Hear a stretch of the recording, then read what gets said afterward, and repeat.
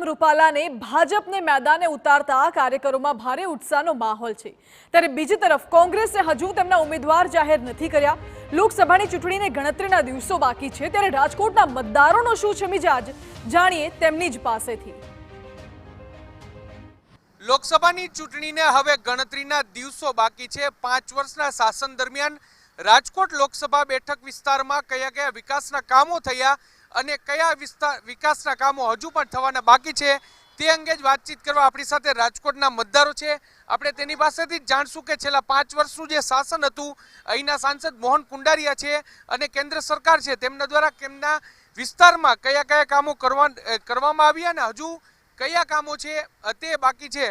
સૌપ્રથમ આપને પૂછવા માંગીશ કે 5 વર્ષના શાસનની વાત કરવામાં આવે તો રાજકોટના કયા કામો થયા છે અને હજુ કયા કામો બાકી છે, શું માનો છો તમે? તો સૌપ્રથમ તો આપના માધ્યમથી હું કહેવા માંગુ છું કે કોંગ્રેસના સમયમાં જ્યારે કોંગ્રેસની સરકાર હતી ત્યારે એક કહેવત ખૂબ પ્રખ્યાત હતી કે જ્યારે પણ ચૂંટણી આવે તો એની કહેવત હતી કે ગરીબ કી થાલી મેં પુલાવ આ ગયા ક્યોંકि શહેર મેં અબ ચુનાવ આ ગયા। જોકે હાલમાં તો નરેન્દ્રભાઈ મોદી સાહેબની સરકાર છે અને આ આખી પરિસ્થિતિ બદલી ગઈ છે।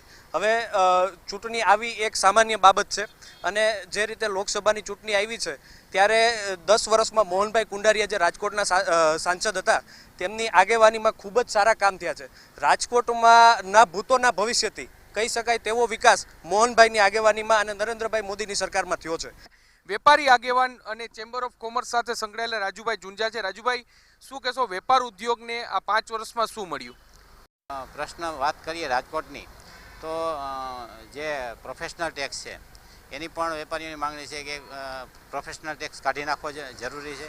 તો જે નવા સંસદ સભ્ય આવે એ આ જે અહેમ મુદ્દાઓ છે એને ધ્યાને લઈ અને આ કાર્યવાહી આગળ વધારે એવી અમારી માંગણી છે। સ્પષ્ટપણે એટલે વેપારને લગતા કામોને લઈને તમે શું માનો છો, 5 વર્ષમાં હજુ કયા કામો બાકી રહી ગયા છે? પહેલાં તો મોદી સાહેબે પ્રધાનમંત્રી બન્યા ત્યારે એમ કહેતા હતા કે અમે રોજગાર ઊભો કરીશું ને યુવાઓ માટેની વાત કરશું। યુવાઓ માટેની વાત તો કરે છે, સભામાં બોલે છે, પણ ખરેખર ગ્રાઉન્ડ લેવલ ઉપર યુવાઓ માટે રોજગાર ઊભો તો કરવામાં નથી જ આવ્યો।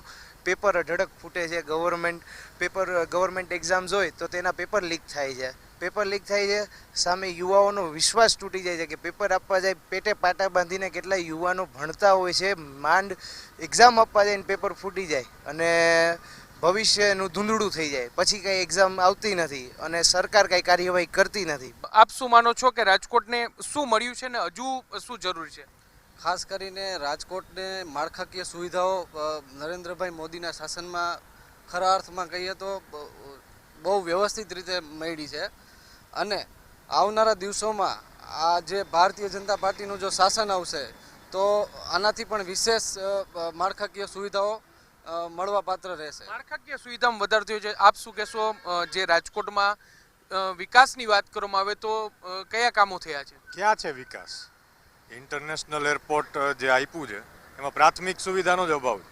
અનેક કિસ્સાઓ સામે આવ્યા છે, લોકોએ પણ વિડીયો બનાવી વાયરલ કર્યા છે કે જેમાં પ્રાથમિક સુવિધા જ આપવામાં આવી નથી। પ્રથમ તબક્કાનું કામ પૂર્ણ થઈ ગયું હોય તો માનો કે પ્રથમ તબક્કામાં પ્રાથમિક સુવિધા તો ખાસ સ્વચ્છતાના પોઈન્ટ છે, સ્વચ્છતા પણ ત્યાં જોવા નથી મળતી, એટલે ખાસ ટોયલેટમાં પણ એટલી જ દુર્ગંધ ફેલાતી હોય છે, કોઈ સ્વચ્છતા માટે કોઈ ખાસ જોવાલાયક નિરીક્ષણ કરવા લાયક કોઈ વ્યક્તિ નથી, એટલે આ બધી ખાલી મોટી બળગા ફૂંકવાની વાતો કરવાની જ વાત છે।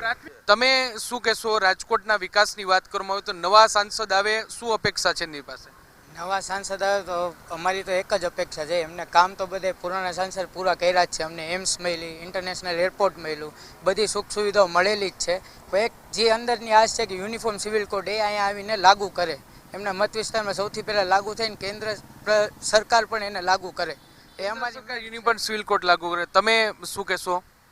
મેનલી સાહેબ જે સારા મુદ્દાઓ હતા એ બધા સાથીઓ મીન્સ ઇન્ક્લુડ તો કરી દીધા છે, પણ એક મુદ્દો હું ધ્યાન દોરવા માગીશ કે સાહેબ અત્યારે તમે જોશો તો રેલવેનું જે ડબલ લાઇનનું જે કામ ચાલી રહ્યું છે સાહેબ, તમે જુઓ સાહેબ છેલ્લા 6 વર્ષમાં તમે જુઓ, તમે 6 વર્ષ પહેલાં સિનારીઓ તમે યાદ કરી લ્યો કે મુંબઈ જવા માટે તમને ખાલી 2 ટ્રેન મળતી રાજકોટથી, સવારે બપોરે અને એક સવારે 2 ટ્રેન તમને મળતી રાજકોટ।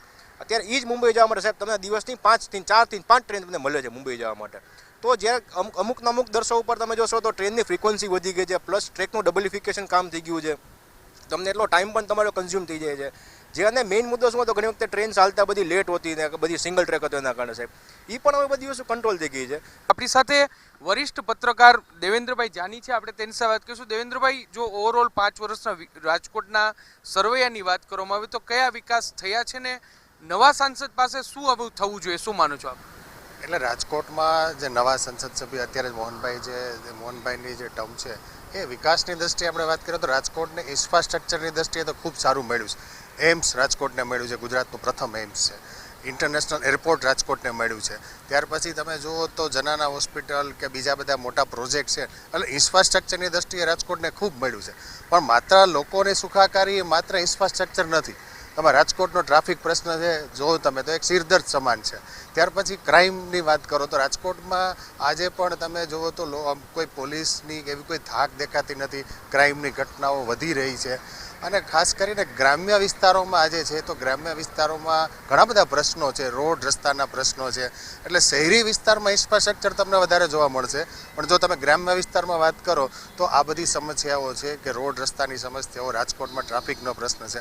અને સૌથી મોટી વાત છે કે આટલી બધી સરકાર, ડબલ એન્જિનની સરકાર હોવા છતાં ગુજરાતમાં કે રાજકોટમાં યુનિવર્સિટીને હજી કાયમી કુલપતિ નથી મળ્યા. એટલી બધી પ્રોસેસ થઈ છતાં પણ યુવાનોમાં આ સૌથી મોટો મુદ્દો છે. એજ્યુકેશન મોંઘું થાય છે, મોંઘવારી વધી રહી છે. એટલે આજે રાજકોટ તમે જુઓ તો રાજકોટમાં રિયલ એસ્ટેટનો ભાવ તમે જો મકાનોના, તો અમદાવાદથી મોટા શહેરો જેવા ભાવ થઈ ગયા. સામાન્ય લોકોને રાજકોટમાં મકાન લેવું હોય તો બહુ કપરું સંજોગો છે. તો આ બધા વાતો આપણે જોઈએ ને તો માત્ર ઇન્ફ્રાસ્ટ્રક્ચરની દ્રષ્ટિએ રાજકોટનો વિકાસ થયો હોય એવું લાગે છે. બાકી હજી નવા જે સંસદ સભ્ય છે એમણે ઘણું બધું કરવાનું બાકી છે.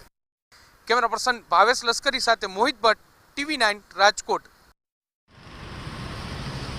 તો રાજકોટમાં મતદારોનો મિજાજ આપે જોયો. રાજકોટથી ભાજપના પરસોત્તમ રૂપાલા મેદાનમાં છે અને રાજકોટના રાજકીય ગણિત વિશે વાત કરવામાં આવે તો રાજકોટવાસીઓમાં એક રીતે આનંદ પણ છે, કારણ કે રાજકોટને ઇન્ટરનેશનલ એરપોર્ટ મળ્યું છે, એમ્સ મળ્યું છે, અનેક વિકાસ કાર્યોની ભેટ મળી છે, બ્રિજીસ બન્યા છે. બીજી બાજુ જ્યારે સ્વચ્છતાની વાત કરવામાં આવે, શિક્ષણની વાત કરવામાં આવે તો ક્યાંક ને ક્યાંક સ્વચ્છતા ઓછી, શિક્ષણમાં મોંઘવારી વધી રહી છે, તે મુદ્દાઓ પણ મતદારોએ ઉગાર્યા.